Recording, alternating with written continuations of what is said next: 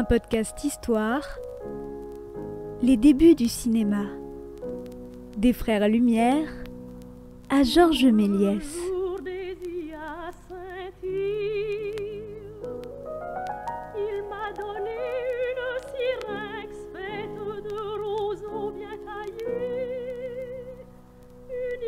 Avec la blanche cire qui est douce à mes lèvres comme le miel.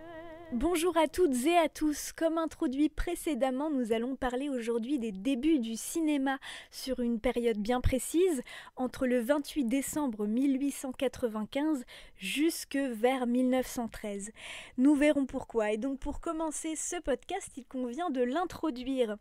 L'édition du journal La Poste, écrit le 30 décembre 1895, soit 2 jours après la plus célèbre, mais aussi considérée comme la première représentation publique du cinématographe, que lorsque ces appareils seront livrés au public, lorsque tous pourront photographier les êtres qui leur sont chers, non plus dans leur forme immobile, mais dans leurs mouvements, dans leurs actions, dans leurs gestes familiers, avec la parole au bout des lèvres, la mort cessera d'être absolue.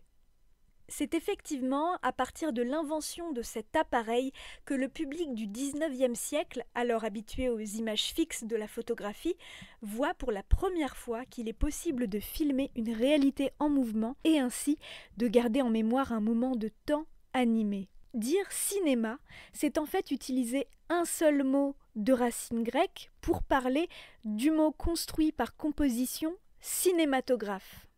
Ce mot, il a été inventé en 1892 par les frères Lumière, Auguste et Louis, en se basant donc sur du grec ancien avec kinéma, qui signifie mouvement, et graphein, qui signifie écrire. Le cinématographe serait donc cet appareil qui permet d'écrire le mouvement par le biais de techniques nouvelles et novatrices au XIXe siècle, que nous verrons au fil de notre podcast. Avant la création de cet appareil, d'autres lui ont précédé et ont servi de point d'appui aux frères Lumière pour la mise en œuvre de leurs machines. On peut se rappeler d'abord des caméras obscura du XIIIe siècle, des diffusions d'images dessinées en couleur au XVIIe siècle avec les lanternes magiques, des premiers jeux donnant une illusion de mouvement lorsqu'on fait tourner des images à une vitesse importante avec par exemple le phénakistyscope de Joseph Plateau en 1832. On peut aussi se rappeler des premières recherches autour de la décomposition du mouvement avec le fusil photographique d'Étienne Jules Marey en 1882. À partir de ces multiples inventions-là, Thomas Edison invente une machine d'enregistrement de photographie, le kinétographe. Première caméra argentique, c'est-à-dire qui enregistre les images sur pellicule, et il invente aussi une machine pour projeter ces images, le kinétoscope. Antoine Lumière, papa des frères, qui a vu de ses yeux les inventions de l'ingénieur états-unien à Paris, en parle à ses fils, et c'est Auguste qui invente le cinématographe qui lui peut enregistrer et projeter des images en mouvement en même temps. Donc ces débuts du cinéma là s'inscrivent dans un contexte où une culture de masse naît dans la seconde moitié du XIXe siècle, avec de nouvelles pratiques culturelles marquées par une démocratisation du roman, de la presse, du théâtre, de la photographie, mais aussi dans un contexte d'industrialisation importante, de découvertes scientifiques et techniques, et d'un nouveau regard sur les arts avec beaucoup d'avant-garde, dans la peinture notamment, avec des mouvements novateurs tels que l'impressionnisme ou le fauvisme. Nous débuterons donc notre sujet le 28 décembre 1895, qui est la date de la plus célèbre projection publique du cinématographe, et nous l'achèverons vers 1913, année à laquelle Georges Méliès abandonne le cinéma. Et nous baserons notre zone d'étude sur l'Europe occidentale et un petit peu les États-Unis. Petit point historiographie maintenant, puisque de nombreuses historiennes et historiens ont travaillé sur les débuts du cinéma et sur la naissance d'une culture de masse. Mais certains ne sont pas du même avis quant au début de cette culture de masse qui naîtrait pour certains vers les années 1860, alors que d'autres s'attardent plutôt sur la décennie 70. Et encore d'autres, pour certains, la massification n'intervient pas avant les années 1880. Et donc certains émettent l'idée qu'elle apparaîtrait plutôt à partir de la Belle Époque, c'est-à-dire vers les années 1890. Et nous verrons donc, nous au fil de notre podcast, de quelle façon l'invention du cinéma, du cinématographe, a transformé le monde de l'art et le regard porté par les contemporains sur le monde en Europe et aux États-Unis entre 1895 et 1913. Ce podcast comporte 3 parties, avec d'abord une partie qui s'intéresse à l'aspect technique novateur de l'appareil cinématographe. Une deuxième partie s'intéresse à comment le cinéma favorise l'émergence d'un art nouveau, d'un regard nouveau et de possibilités nouvelles, pour aborder dans une troisième partie comment cet art a été reçu par le public et de quelle façon il s'est propagé entre 1895 et 1913. Vous aurez un timecode pour vous y référer.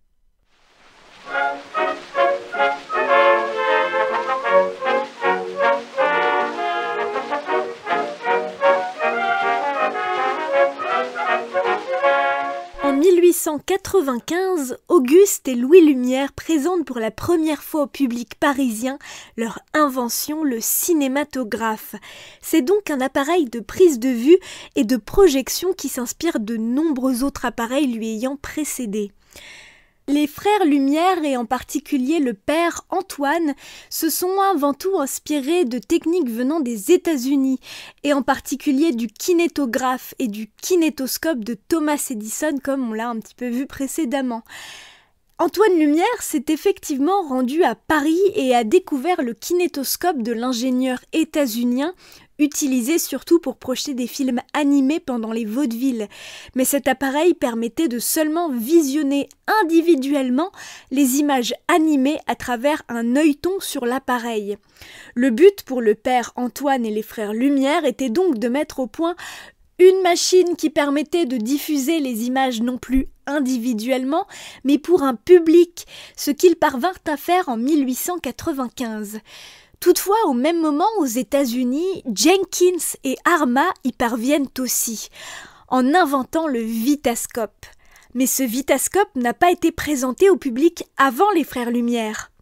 On comprend donc que la paternité du cinéma est difficile à réellement établir, puisque l'invention de l'appareil est née dans un contexte de mouvement de recherche qui lui était favorable, tant aux États-Unis qu'en Europe, et donc l'invention est apparue presque au même moment à plusieurs endroits du monde, dans un climat de course au brevet. Seulement, on a retenu le nom des frères Lumière grâce à leur célèbre projection organisée par le père du 28 décembre 1895 à Paris, dans le salon indien du Grand Café. La première séance aux États-Unis n'a eu lieu que le 23 avril 1896 dans une salle de music-hall vers Broadway. L'appareil cinématographe fonctionne à l'aide d'un générateur à manivelle, d'une caméra mobile, et pour le faire fonctionner, il faut un technicien spécifique en charge de la projection. Il faut aussi surtout de l'électricité, et donc les projections sont réservées à un public de ville. La projection des vues du cinématographe à Paris par la famille Lumière a été la première payante. L'entrée était à 1 franc, et ils ont vendu 33 places à l'époque. En 1897, les frères ouvrent d'ailleurs le premier cinéma, nommé le Cinéma Lumière Porte Saint-Denis, et devient la première salle de cinéma au monde. Lors de la projection du Grand Café, de nombreuses vues ont été projetées, et notamment le premier film projeté du monde, la sortie des usines Lumière. Mais qu'est-ce qu'un film à l'époque ?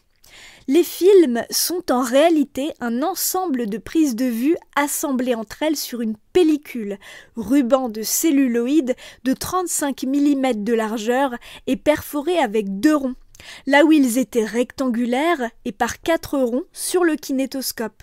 Une différence obligée pour montrer que l'on invente et qu'on ne copie pas le procédé de Thomas Edison. Mais c'est sur le long terme ce dernier procédé de Edison qui perdure et devient international dès 1909. Cette pellicule de film s'accroche à une roue tournante qui permet de les passer et de les animer à l'aide d'un système de griffes et de cames. Le premier tournage a eu lieu le 19 mars 1895 devant l'usine d'Antoine Lumière où les ouvriers et ouvrières sortant de l'usine sont filmés. Il existe plusieurs versions de ce film. On voit que cette scène dans ce film est cadrée et la pratique du cinéma s'invente. Les ouvrières et les ouvriers sont les premiers figurants de l'histoire du cinéma. Ils ont été dirigés probablement à être les plus naturels possibles, à ne surtout pas regarder l'œil de la caméra. Cette prise de vue est donc la première mise en scène. Et de nombreuses vues de ce type ont été projetées et une séance durait environ 25 minutes au total. Et ce fut un succès, puisque plus de 20 séances furent ensuite organisées tous les jours pour que les gens puissent venir voir ces vues. Un autre film qui est très connu est celui de la bataille de Boule de Neige, où les gens avaient conscience d'être filmés encore une fois, mais la bataille de Boule de Neige reste très spontanée, ce qui montre aussi que les films des Frères Lumière avaient premièrement surtout une visée documentaire. Donc ces films étaient en noir et blanc, muets. Mais la technique couleur commença à apparaître et a été même présentée lors de l'exposition universelle de 1900. Mais elle n'a pas été exploitée parce que les gens n'en voyaient pas vraiment l'intérêt à l'époque. Avec ces nouvelles techniques de cinéma qui apparaissent et se développent, des lieux de tournage apparaissent, avec les premiers studios et le début des sociétés de production de films. Effectivement, le cinéma se diffuse peu à peu à divers endroits du monde, sur presque tous les continents. Le cinéma tend à s'industrialiser et les films sont produits. C'est en 1896 que les frères Charles et Émile Pathé, fils de charcutier, industrialisent et commercialisent les kinétographes Pathé. La même année, Léon Gaumont produit ses propres projecteurs. Ces deux sociétés comprennent que pour vendre plus d'appareils, il faut investir dans la production de vues, et donc de films. Les deux premières sociétés de production sont nées. Parmi les films produits par Gaumont, on retrouve ceux de la réalisatrice Alice Guy, qui dirige aussi le service de production. Pour réaliser des films, il faut des lieux de tournage, et souvent il faut les créer en studio. Au début des années 1900, Georges Méliès, alors illusionniste, crée un studio aux parois de verre à Montreuil-sur-Bois afin d'y entrer la lumière naturelle. Dans cet atelier studio, il y crée de nombreux décors remplis de trucages utilisés pour ses films. Les deux sociétés Pathé et Gaumont investissent, elles, dans des locaux servant aussi de studio près de Vincennes et des Buttes-Chaumont, toujours à Paris. En 1905, les studios Gaumont, c'est plus de 10 000 m² de terrain. Ces installations permettent de produire environ 6 films par semaine. Et en 1909, Pathé commence même à louer des films pour les salles. Aux États-Unis, les premiers gros studios apparaissent dans les années 1910 en Californie. Les films sont d'ailleurs souvent projetés en salles, des salles qui apparaissent surtout entre 1896 et 1905 spécifiquement pour le cinéma, là où les films étaient auparavant projetés dans des salles de théâtre dédiées au vaudeville. Les films sont projetés dans ce que l'on appelait des nickelodeons, aux États-Unis pour 1 nickel, soit environ 5 cents, mais aussi dans les parcs et les foires d'exposition sous détente. Des cinémas ambulants viennent parfois aussi dans les villes et sont annoncés dans la presse avec des programmes de vue qui, bout à bout, peuvent dépasser les 2 heures.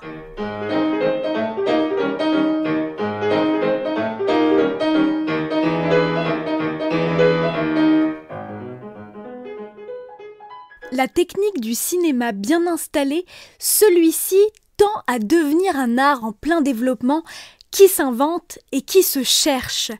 Après avoir compris l'aspect technique des films, les réalisateurs et réalisatrices sont en exploration des possibilités nouvelles offertes par le cinéma à travers les genres.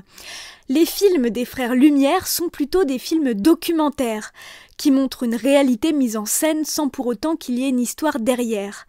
Toutefois, de vraies mises en scène de fiction apparaissent et donnent naissance à des genres divers comme par exemple la comédie. L'affiche de Marcellin Ozol est considérée comme l'une des premières affiches de cinéma et dédié au film Le Jardinier et le Petit Espiègle, aussi nommé L'arroseur arrosé, film de Louis Lumière sorti en 1896. C'est l'histoire d'un jeune garçon qui vient embêter un jardinier en appuyant sur son tuyau d'arrosage pour le boucher et il le débouche lorsque le jardinier regarde dedans, comme on le voit sur l'affiche, pour se prendre ensuite des fessées par celui-ci. Le registre comique est apprécié par le public puisque sur l'affiche, on le voit représenté plutôt aisé, gai et amusé, ce qui contribue à la popularisation du cinéma. D'autres genres apparaissent et parmi les plus populaires avec le burlesque, on compte les westerns. Le premier western est The Great Train Robbery de Edwin S. Porter, produit par Edison et sorti en 1903. Il dure 12 minutes et raconte l'histoire de hors-la-loi qui attaque un train, vole les voyageurs et fuit. Ils sont ensuite retrouvés et tués. Ce genre de western apparaît aux États-Unis et contribue à mythifier certains éléments comme le personnage du cow-boy qui devient un héros ou ceux des hors-la-loi sans pitié et armés. C'est un genre qui se diffuse progressivement aux États-Unis. Dans les années 20, toujours aux États-Unis, la production de films comprend 45% de comédie, 42% de documentaire, 8% de drame et 5% de farce. Les plus célèbres films des débuts du cinéma appartiennent aux films catastrophes, à la science-fiction et à l'aventure, au fantastique également, et on les doit à Georges Méliès. Celui-ci est d'abord illusionniste et ses connaissances lui permettent de réaliser de nombreux trucs, illusions et effets spéciaux pour ses films. Le premier film à trucage est Escamotage d'une dame au théâtre Robert-Houdin. Dans ce film, il utilise ce que l'on appelle des trucs à substitution. Il a découvert cette astuce à cause d'un problème technique lorsque sa caméra s'est coupée, puis a repris quelques secondes après, ce qui a créé une superposition des vues sur la pellicule, créant ainsi une illusion de transformation. Dans ce film, la femme disparaît et réapparaît sous un drap grâce à ce truc. Georges Méliès produit plus de 500 films jusqu'en 1913. Parmi eux, un des plus spectaculaires en termes de décors et autres que Le Voyage dans la Lune sorti en 1902 que tout le monde connaît, Le Royaume des Fées sorti en 1903 qui raconte l'histoire d'une princesse et d'un prince qui se marient, mais le prince a oublié d'inviter la sorcière qui décide alors de se venger en capturant la princesse. Le prince, à l'aide de fées, part délivrer la princesse de la sorcière dans ce film de 16 minutes. C'est Georges Méliès d'ailleurs qui interprète le prince dans ce film. Il incarne par ailleurs également beaucoup de ses personnages. Ce goût pour les décors fournis se rapprochant des tableaux d'art, Méliès le trouve à travers son expérience de vie et sa formation de peinture en tant qu'élève de Gustave Moreau, surnommé l'alchimiste de la peinture. C'est un peintre symboliste à l'univers fantasque et imaginaire. Méliès reprend les codes de la peinture de Moreau dans ses films avec des tableaux surchargés, féeriques, ce qui lui vaut le nom de l'alchimiste de la lumière.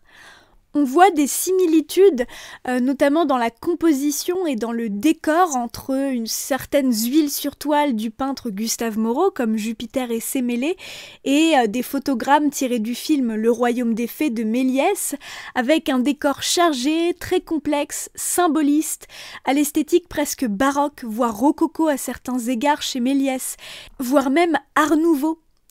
Le film est sorti en France, en Angleterre et aux États-Unis, ce qui montre la portée des films qu'il réalise.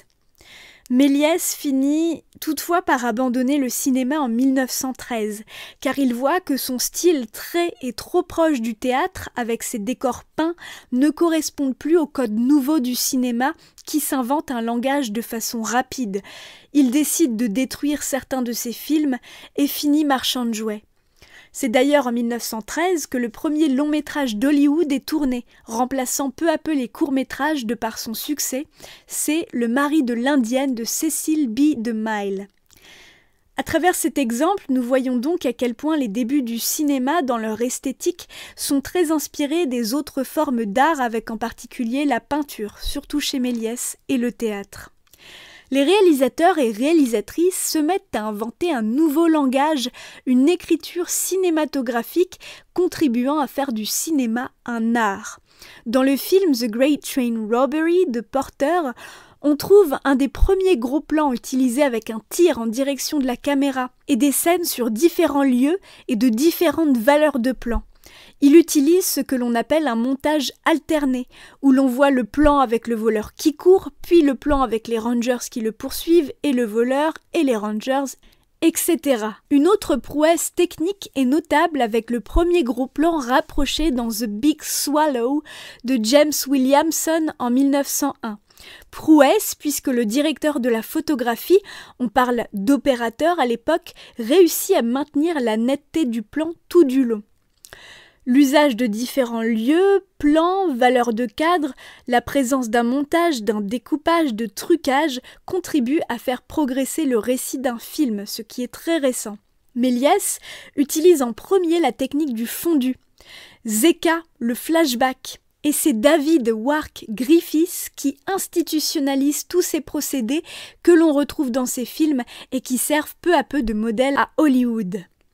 Cette écriture permet de remplacer le dire par le voir, ce qui donne naissance à une règle importante de l'écriture de scénarii, on ne dit pas ce que l'on peut montrer.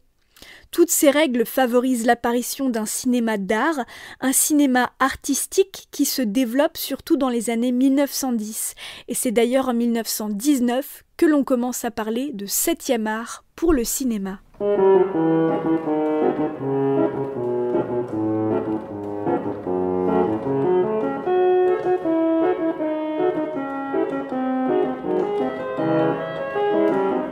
Le public qui se rend au cinéma est varié et diffère en fonction du temps.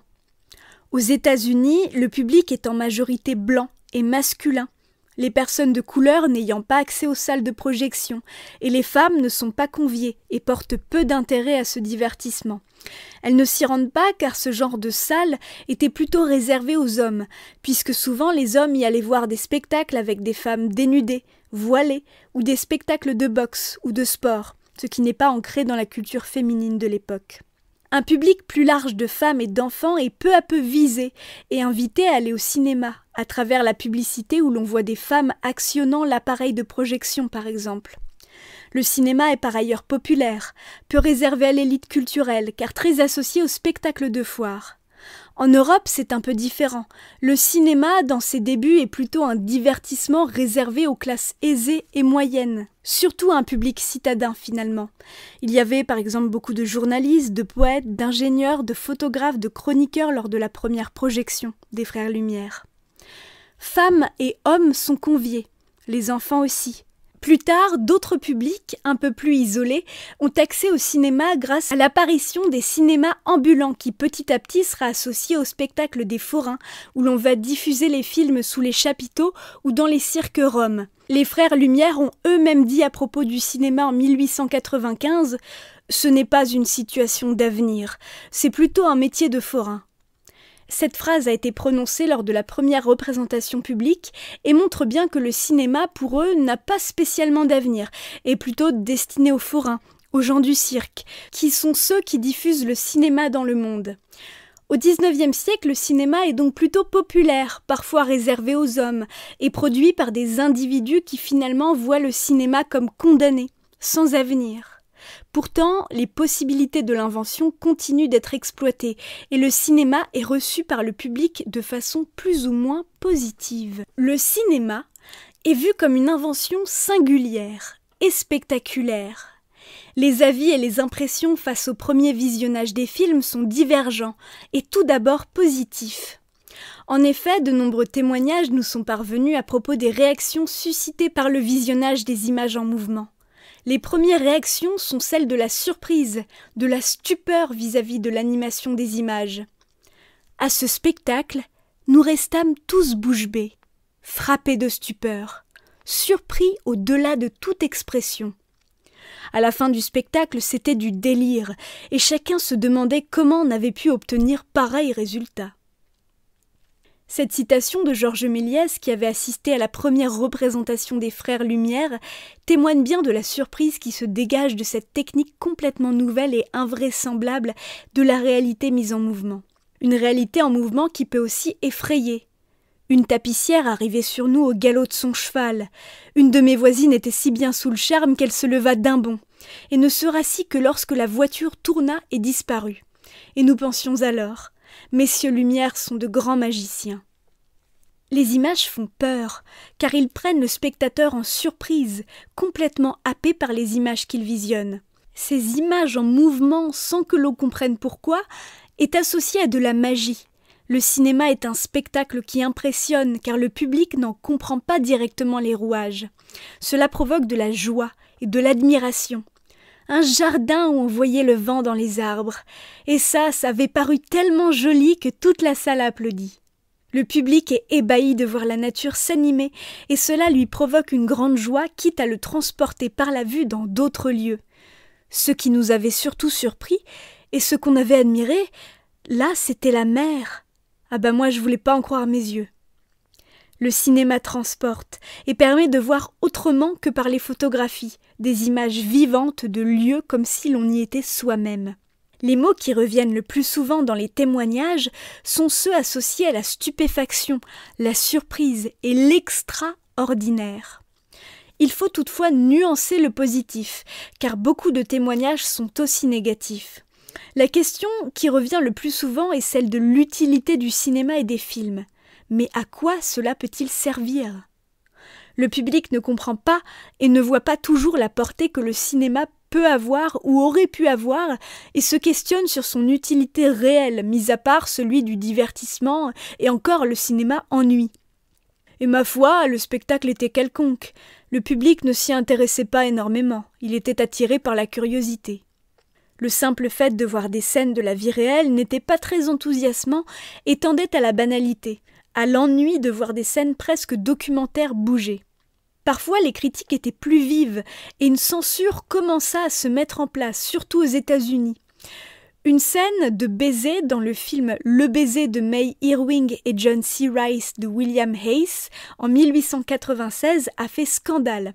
C'est absolument répugnant, pour citer le New York World. Cette scène contribua à la mise en place d'une censure qui concerne les films, car on se rend compte rapidement qu'on ne peut pas tout montrer. Cette censure est surtout mise en place sous la pression de groupes de citoyens et d'églises. L'Église est toutefois nuancée car elle se rend compte que le cinéma peut aussi être utilisé dans un but d'évangélisation pour attirer de nouveaux fidèles. En 1898, le pape Léon XIII est filmé dans les jardins du Vatican et bénit la caméra et les spectateurs. Ce qui montre bien que l'Église souhaite aussi un contrôle sur le choix des images projetées au cinéma. Le pape se met en scène. Par ailleurs, le cinéma est souvent présenté comme une menace. La catastrophe de l'incendie du bazar de la Charité en 1897 contribua à faire du cinéma un divertissement dangereux, puisqu'un appareil de projection a pris feu et a causé la mort de 121 individus.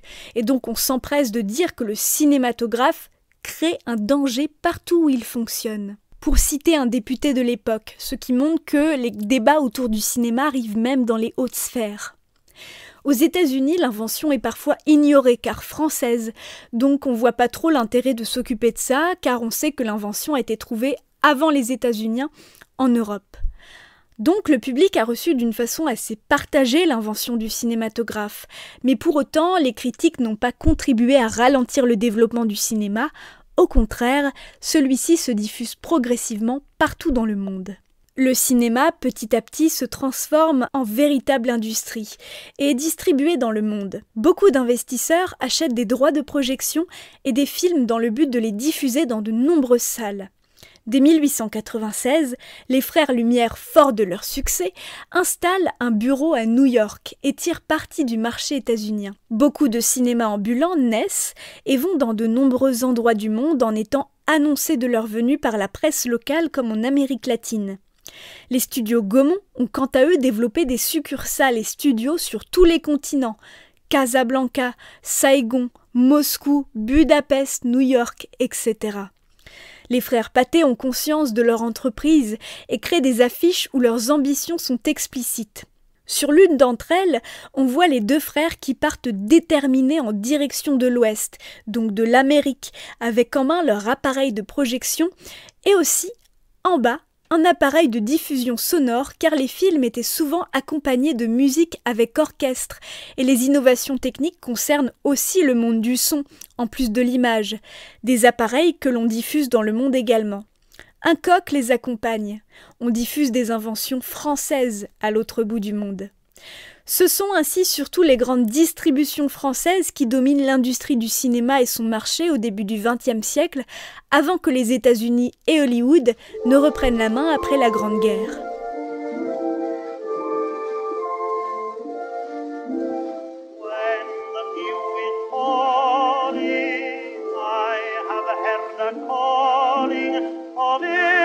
Afin de conclure ce podcast, nous nous sommes demandé finalement dans quelle mesure, de quelle façon l'invention du cinéma a transformé le monde de l'art et le regard porté par les contemporains sur le monde. Nous avons donc vu que le cinéma est tout d'abord une technique qui, par ses possibilités nouvelles et son langage nouveau, s'est imposé artistiquement. Un art devenu populaire et massif, se diffusant aux quatre coins du monde par l'intermédiaire de sociétés de production permettant la création et diffusion rapide de films. Les publics sont variés et concernent au fil du temps tous les âges et diverses catégories sociales, plus ou moins ébahies par la réalité mise en mouvement et les fictions qui fascinent. On ne voit plus le monde que par les photos, mais par le mouvement, un temps perçu comme accéléré qui permet de donner l'impression au spectateur de se téléporter par les yeux dans un autre lieu, une autre époque ou un autre monde. Le cinéma continue d'innover et d'impressionner, et tend à devenir parlant dans les années 20 avec le premier film de ce type, Le chanteur de jazz, réalisé par Alan Crosland en 1927. Merci beaucoup d'avoir écouté ce podcast et vous trouverez dans la description une bibliographie, une cytographie pour en savoir plus.